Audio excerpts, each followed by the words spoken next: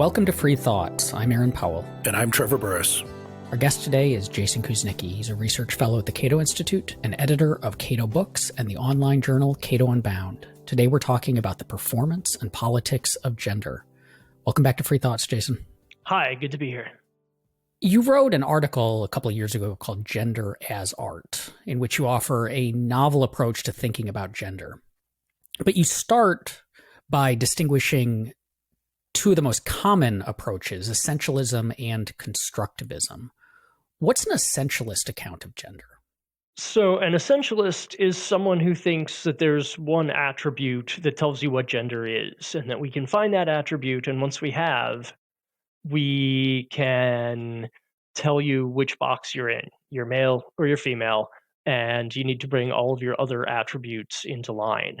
So when someone says that a person who has transitioned from male to female is still really male, what they're saying is they have a gender essence, and that essence hasn't gone away. It's still in there, and whatever they do is not going to change that.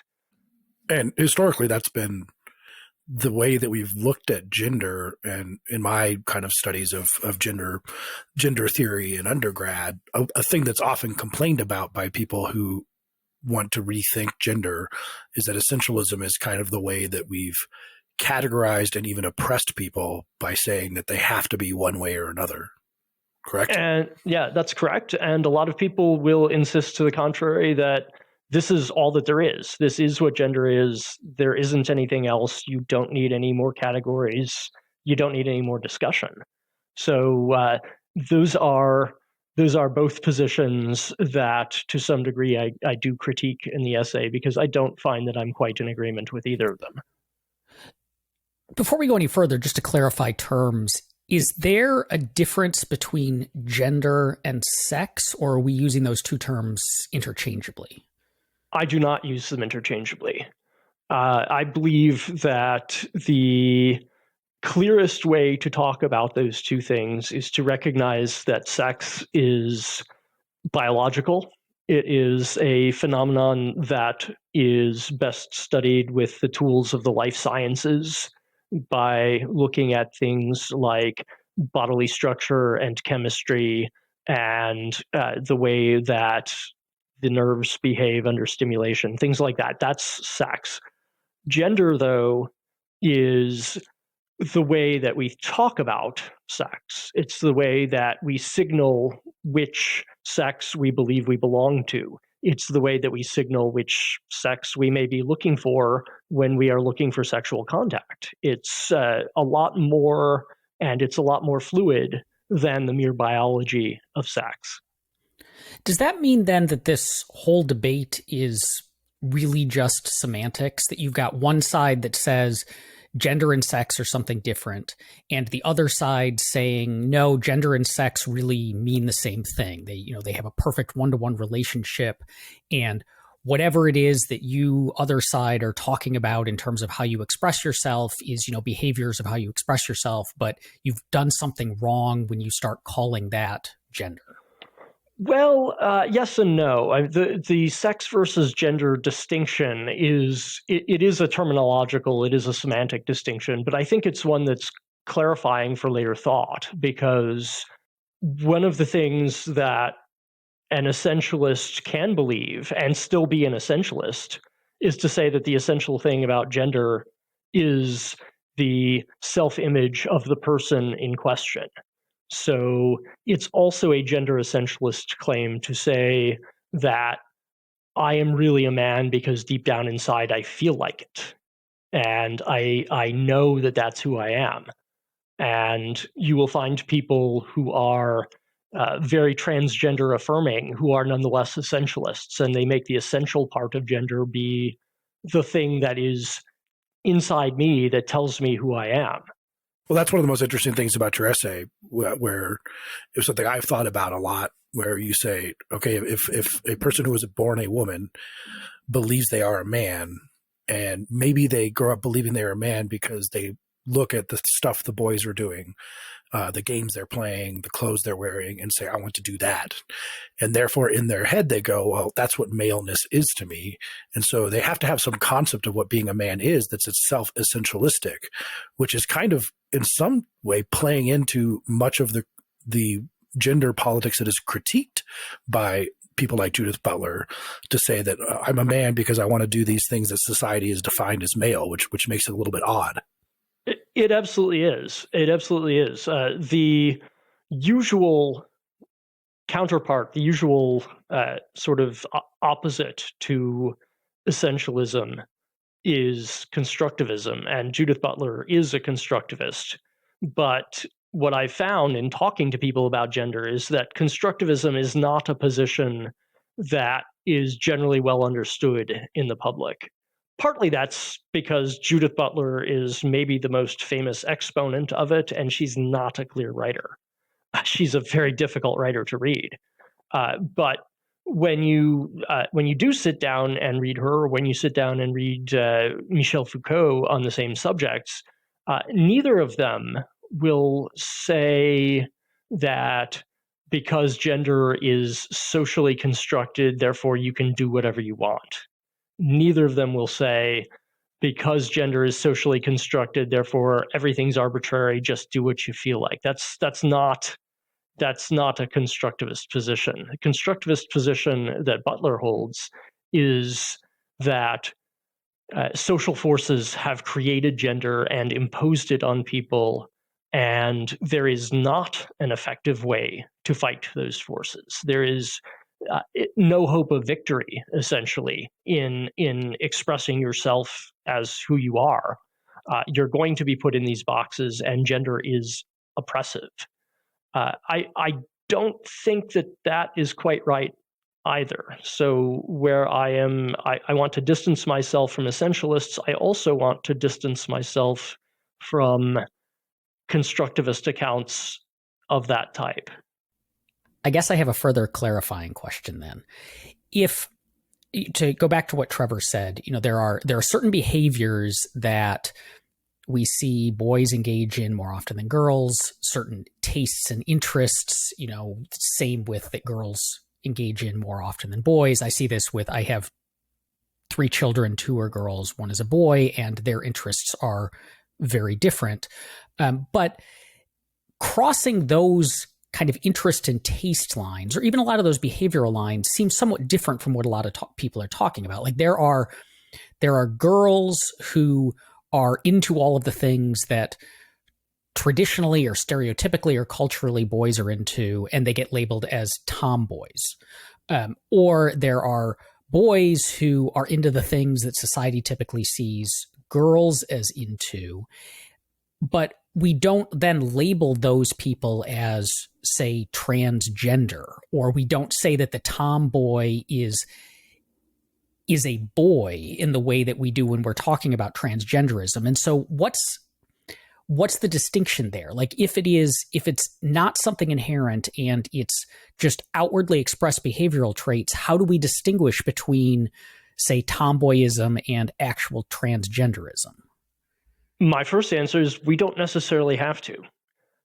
It's not necessary to determine that for someone else. If that person says that they would like to have a more masculine gender expression, that's up to them. And if they conceive of themselves as male rather than female, that also is a choice that they may make. And when they do that, when they make that kind of choice and relate it to other people, I, as a person who might hear a message like that, am being invited to affirm their identity, to share in their identity. And that might be a bridge too far for the people who say that there are only 2 genders and you're either one or the other and you can't change. But I don't see it that way either. I would say that when you are asked to affirm a gender identity, that is an invitation to participate in a very important process of self-fashioning with that person. That they have a vision of themselves which is more closely identified with the male gender as they see it than the female gender. And the question that I would have to ask anyone who would deny that is, why is it your choice rather than theirs? How is it up to you to determine that rather than them? I do not believe that any one particular biological attribute of masculinity is the make or break thing that either lets you be male or not. And so if someone who identifies as male doesn't have all the traits, okay, well, that's fine. In the great variety of human types, not all men have all of the traits. That's okay. When we talk about constructivism and essentialism, it's politicized in an interesting way, which is something that has always struck me as fascinating. That if you have read or familiar with the Steven Pinker book, The Blank Slate, from about 2001, I think, discussing how, the idea that human beings are a blank slate, that they're not born with they're born with sort of a blank slate with which society can form and mold, has played into certain political attitudes. And then the idea that human beings are not a blank slate has played into other political attitudes. And one of the things that I think has made this such a difficult area, because it's not that this shouldn't be politicized, but it kind of shouldn't be in the way that it's partisanly politicized, I guess would be the way I put it, because we have sort of some of the feminist professors I had at CU who were radically anti-essentialist, to the point of saying that essentialism is just a prescription for oppression. That's all you get if you concede any essentialist point whatsoever. And that was somewhat weaponized, say, in some of the stories in the 70s, where actual medical professionals were giving sex change operations to babies and then having them raised in the sex that they changed it to, and saying that everything would be okay. And generally that's not okay. It didn't end up okay. Right. And I'm not approving of that. Don't misunderstand me there. I'm not accusing you of that. To me. Okay. Yeah. I'm not accusing that. I was just actually interested in your comments on like the broader picture of how these two methods of seeing gender fit into like the political division in our country, even before, say, like the current thing. It's always been there. Yeah, they have become politicized, and they've become the rhetorical sites of a lot of violence. They have been connected to a great deal of interpersonal violence against people who aren't gender conforming. You need to behave this way. This is your gender essence. Your feminist professors were partly right. It is an excuse for a lot of violence that does not do any good, that is completely unjustified, and that ought to stop. But that doesn't mean necessarily that the constructivist view of gender is correct in all particulars. I would challenge that view in particular for what seems to me it's defeatism.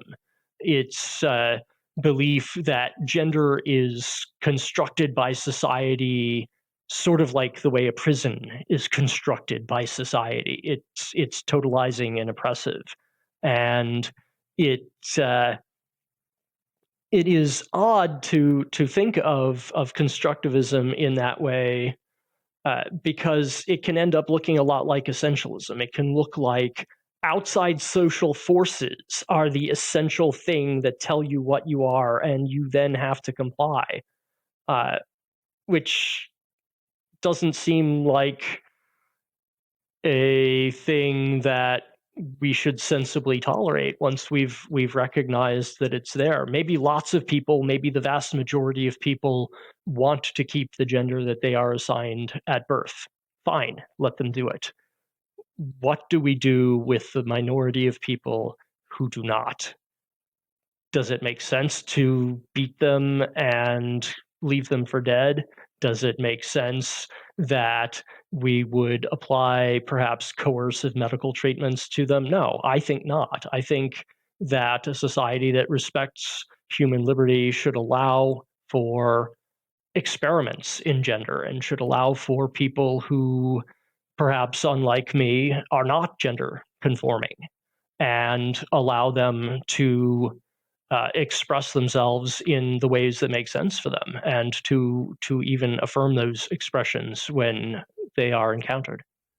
Is it coherent to be either a like wholly essentialist or wholly constructivist when it comes to gender? Because, so think of it this way: the constructivist says all of this performative stuff is coming from essentially social constructions, institutions, expectations. And so if you are the kind of thing that says that the expectations say should behave this way, then that's the way that gender should be performed, or we think it should be performed.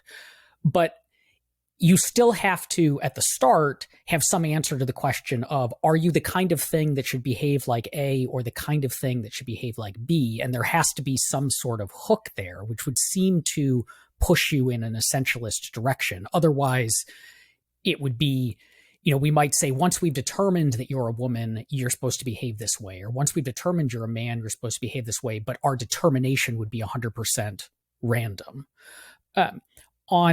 On the other side, the essentialist, it would seem, can say, yes, there's something, there is something, maybe it's chromosomes is the essential trait, but the essentialist can recognize that a huge amount of what it means to be a man, what it means to be a woman, what it means to behave in the ways we expect them to behave is obviously socially constructed.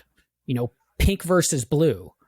Well, I would love it if essentialists thought that way. I would love it, but that's not generally how they think. They generally say that if you are really a man, you should behave in masculine ways. If you're really a woman, you should behave in feminine ways. And they tend to collapse the distinction as much as they possibly can between the two. But that can't extend to things like, that means necessarily because you have a certain set of chromosomes, you will like the color pink versus the color blue, or you will prefer pants versus skirts. Like, that obviously is just a social convention. I would say that it is. I would say so. There have been times, though, when wearing the clothes of the wrong gender in public was considered criminal, where you were not supposed to do that. So we have relaxed some of our restrictions about that. We don't consider it wrong to necessarily wear pants if you're a woman. But it's exactly questions like the one that you asked that made me start to wonder, why does this not really make sense in either direction? Why does essentialism seem to not really work without something to get it going? And why does constructivism seem to be such a closed system and so unsusceptible to change, whereas I know perfectly well that people can change how they express their gender, and that doesn't really seem to add up. And that is how I've ended up where I am, which is to say that there's something very real about gender, but that it is not simply a kind of cipher that we can read from sex and then assign commands to people based upon. We have something within us, though, that clearly responds to gender cues and that loves gender cues, and that we assign gender to things like crazy. We assign gender to colors. We assign gender to words. We assign gender in some cultures to food. Traditional Hawaiian culture said that certain foods were off limits to women and only men were allowed to eat them. This is something that we obviously love to do. We love to come up with ways to break the world down into genders. And what this suggests to me is that it is probably, because many human behaviors are, it is probably something that began with the search for reproductive partners. There is probably some aspect of our mind that is constantly looking for gender because we are constantly looking for sex. We are looking for the cues that might signal that a potential sex partner is available. And the search for those clues and the enjoyment that we take in them and the cultural meanings that we attach to them, those are things we like to think about and we like to experience. And so we put them everywhere. So that gets to, I may be jumping ahead a little bit, but like get to the gender as art concept, because you're talking about self-expression in that sense.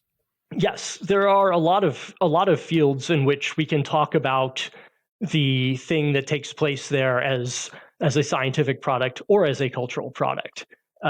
Early in this discussion, we talked about the distinction between gender and sex, and I said that sex is biology and gender is culture. This isn't so strange, though. We do this all the time. Nutrition is science. Cuisine is art.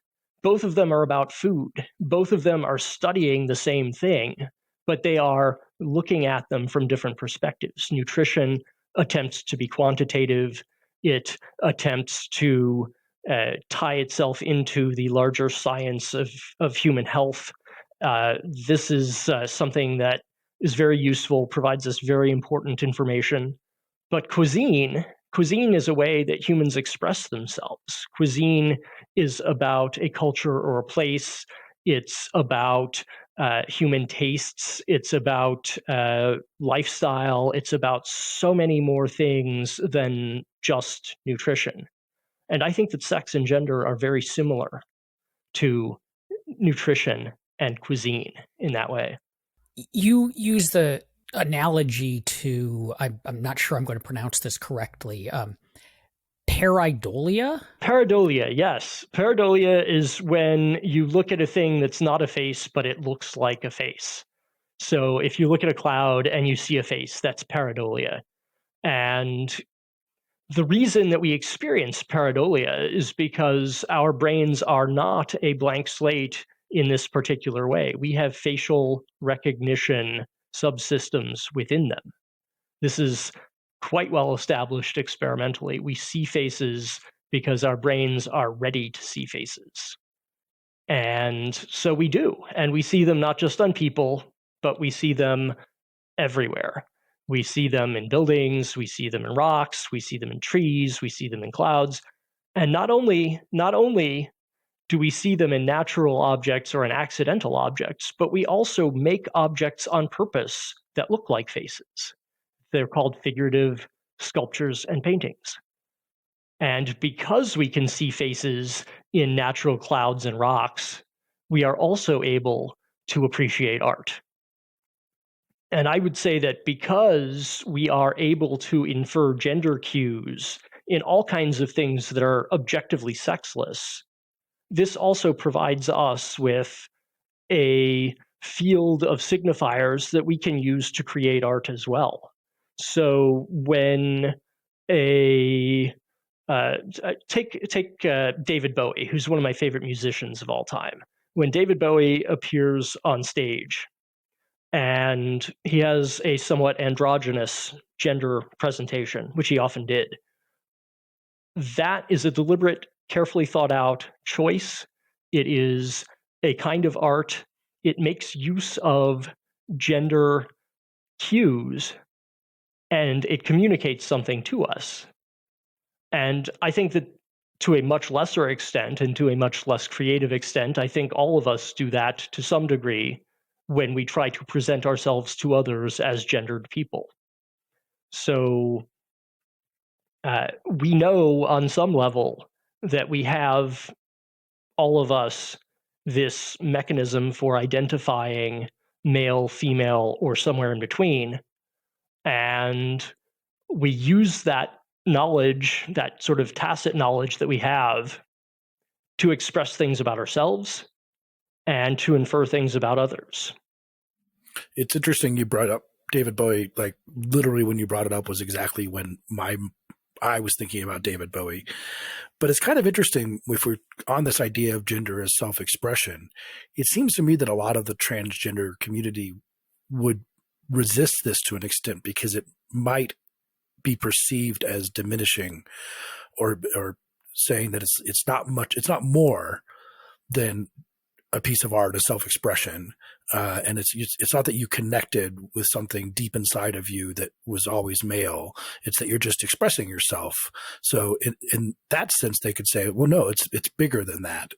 It's a connection with who I really am due to some sort of, I guess, essentialistic theory, rather than, like fashion, like when someone decides they want to wear loud shirts and weird shoes, like gender, they think that maybe gender has to be more than that.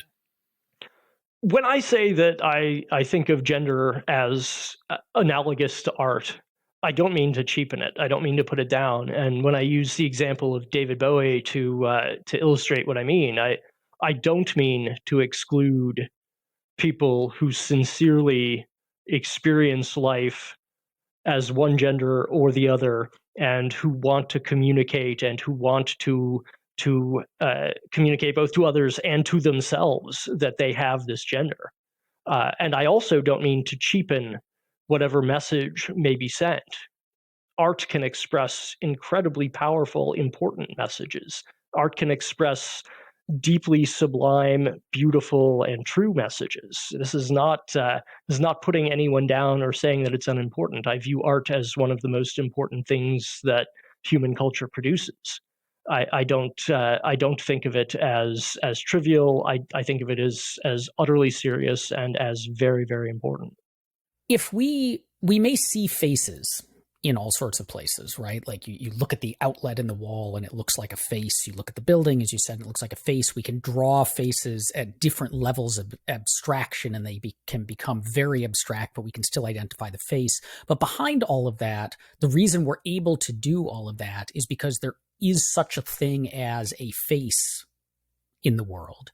And all of us, or at least, the vast majority of us, can see that, yes, the outlet looks like a face, but I know that it's not really a face, and I know what a real face looks like. Well, let me ask you a question then. Does a cat have a real face?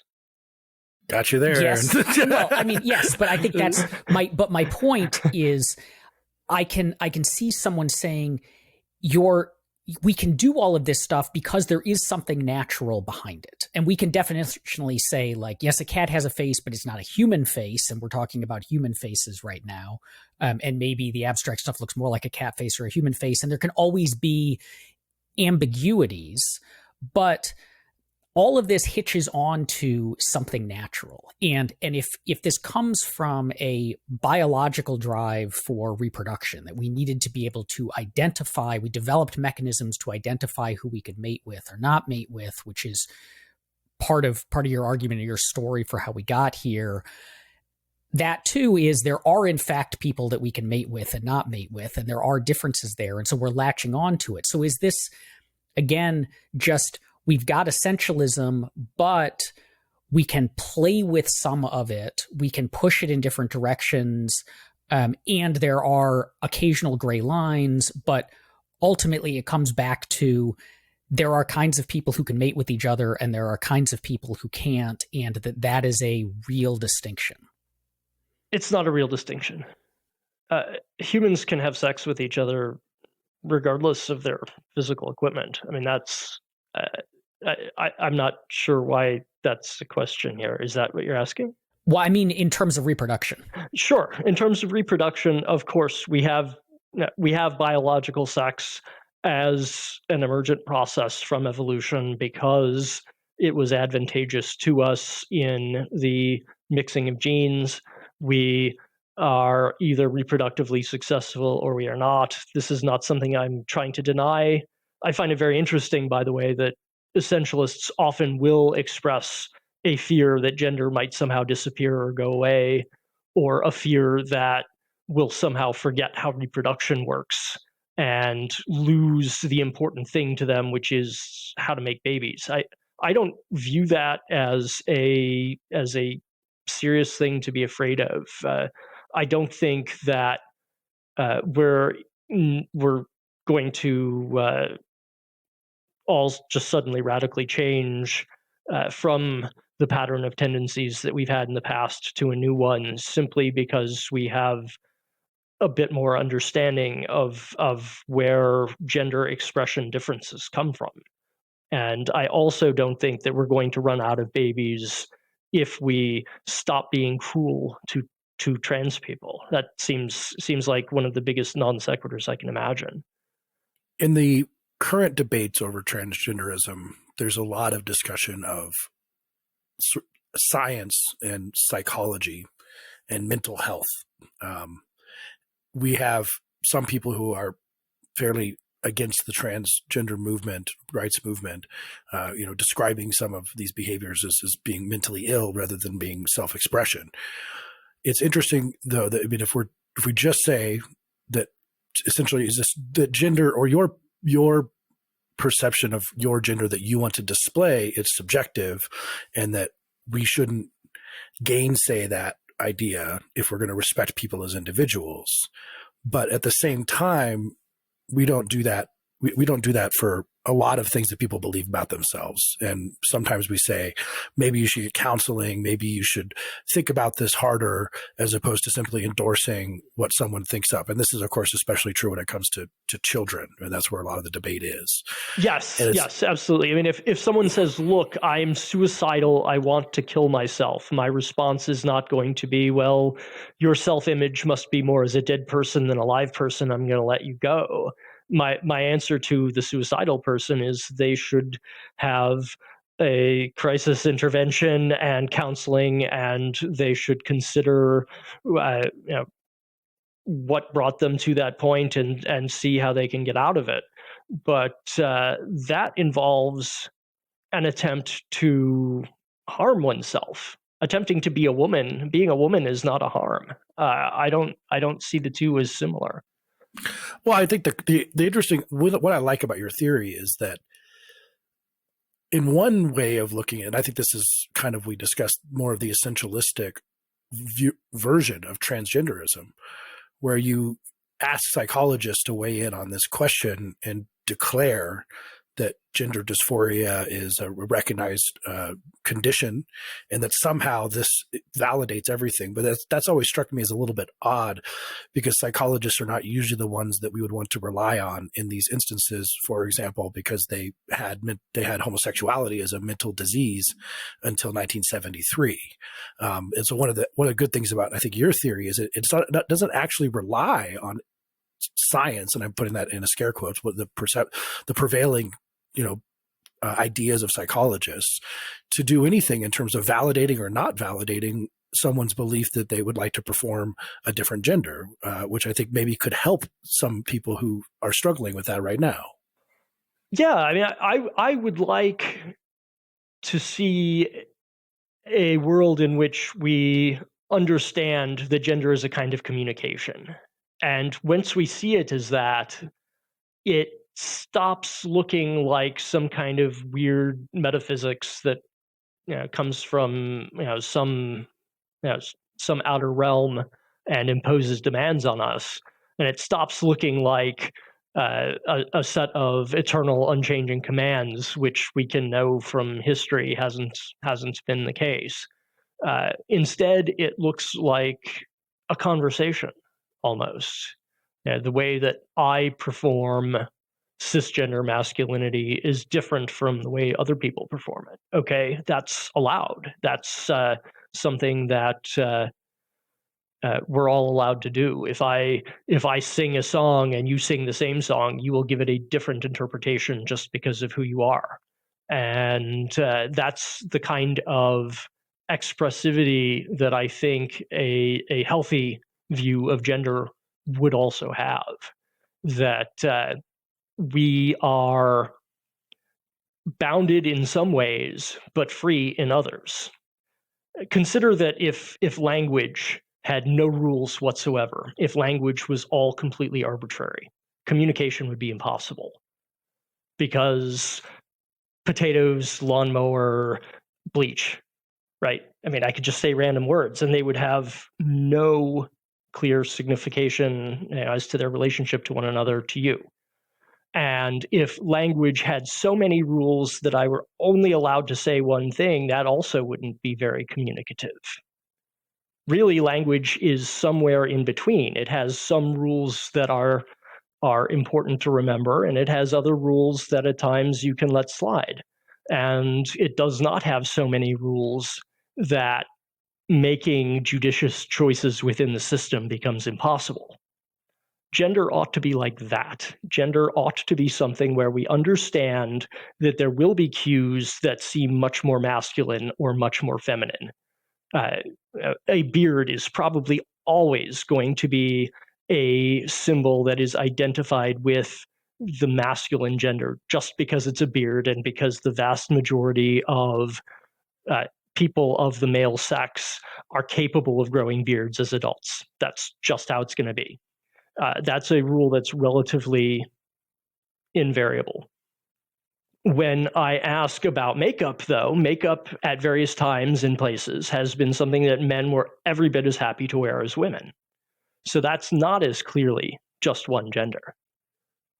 How does politics fit into this as both a result of this debate and a driver of it? Because unlike, say, whether something counts as poetry or if a given painting is good or not from an aesthetic sense, gender is tied up quite a lot into our legal system, into various institutions. So, one of the arguments is about whether trans women can play in all-female sports, and people have strong opinions one way or the other on that.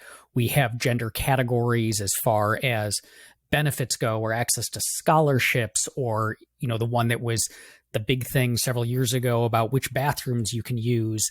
And so it seems like saying gender is performance that is individualized would run headlong into a lot of those, like, we have to, at least under our current system, we have to make distinctions, and someone has to make those distinctions, and we might disagree about them.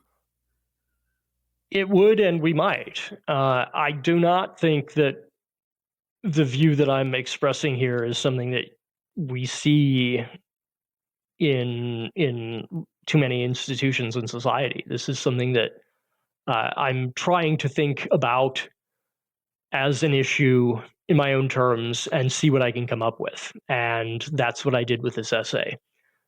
I've always thought that the bathroom issue in particular was one where the role of government was to look at a system that was working pretty well and consciously choose to screw it up. I don't think that the existing rules on gender and bathrooms were terrible. And I think that we actually did a pretty good job of coming to tacit understandings about those rules as a society long before it became the political cause célèbre that it became. The rules of gender in bathrooms are easy if you think about them. You use the bathroom of the gender you look most like. That's rule one. Rule two is, if you're in any doubt, just look the other way, because the time will come at some point in your life where you absolutely have to break that rule for some reason. It might be because you have a little kid. It might be because the other bathroom has been destroyed or is not functional. It might be for any number of different reasons. But the first rule has exceptions because we all have a particular task that we're trying to do and we want to be done with. And rule three is, you don't call the police unless you see an actual crime taking place. If you see someone who is engaging in voyeurism or public sex or something like that, okay, that's something where maybe you don't want to have that happening. But if you see someone and you think that maybe they don't have the same equipment as you in the bathroom, well, that's not necessarily a crime, and that's not what the restroom. The restroom isn't there to serve as a gender test. It serves as a place to eliminate biological waste. So can we all can we all just get along and not have this be the kind of political controversy that it has been? It seems that some of those issues that have been pushed forward, as you said, kind of making something more controversial than it needed to be, and many conservatives get very upset about these issues. And I've been told throughout the country, giving talks and stuff, with that, this was very salient for a lot of conservatives, where they said, the left believes that women can have penises. They're off the deep end. This is unacceptable. And then very quickly, we saw some very, very, at least socially stringent norms come in on what and how you can refer to transgender people, except for, say, pronouns and things like dead naming, which I think kind of pushed the issue also a little bit fast for some people. Does that kind of behavior on both sides, I mean, maybe it just sort of maps onto our current schismatic, hyper-partisan environment, but it seems like both sides are pushing things to make this more controversial and red hot than it even needs to be, and that we can just be a little bit more civil and figure this out in easier ways. I'm all in favor of civility. I think, though, that it has to start with the people who are most under threat of violence no longer feeling that way and no longer experiencing violence. And so, yes, I would welcome that. I would welcome a de-escalation in this area, but I don't want the kind of de-escalation where we all collectively decide that the whole thing just needs to go away and we stop thinking about it and we pretend that gender conformity is all that we ever do as humans. There are some people who are not going to conform to the gender that is assigned to them. We need to have an answer about what to do with these people, even if it is my preferred answer, which is they can be left alone. You don't have to force them to do anything. And if you want to be their friend, consider maybe affirming their choice in life. Consider maybe being with them on who they understand themselves to be and on how they choose to express themselves. One thing we haven't mentioned is a part of this that has made things different. As you point out, 300 years ago, you could have women dressed like men. Women, I mean, it could have been a crime possibly, but there was the tools available to perform gender differently. But now we have technologies that change this significantly. And with the growth of medical science, who knows what could come. Is that a positive development? Do you see this kind of going into ways where some of this changes, where we don't have to worry about a lot of these issues in the same way, because technology will start kind of making essentialism not true anymore?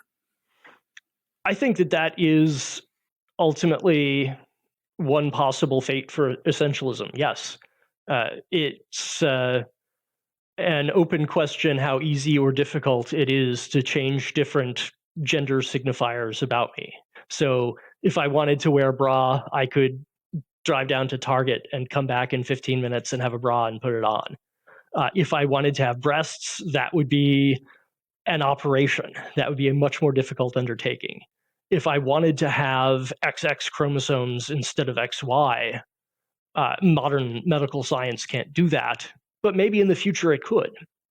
So the area of possible traits that could be essentialist has never been all of them, and it's steadily shrinking.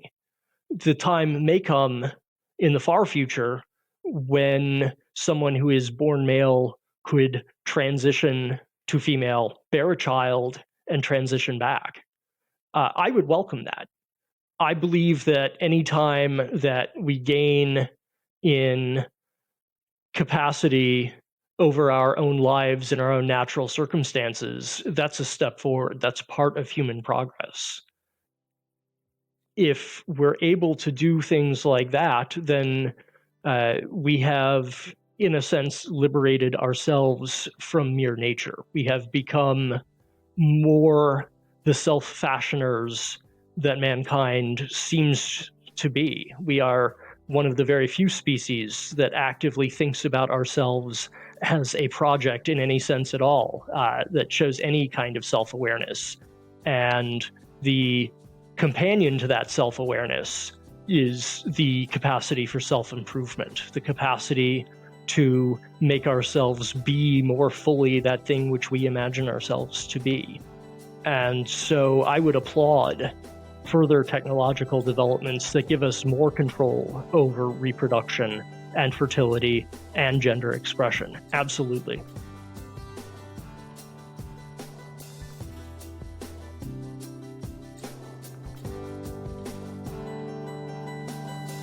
Thank you for listening. If you enjoy Free Thoughts, make sure to rate and review us in Apple Podcasts or in your favorite podcast app. Free Thoughts is produced by Landry Ayers. If you'd like to learn more about libertarianism, visit us on the web at www.libertarianism.org.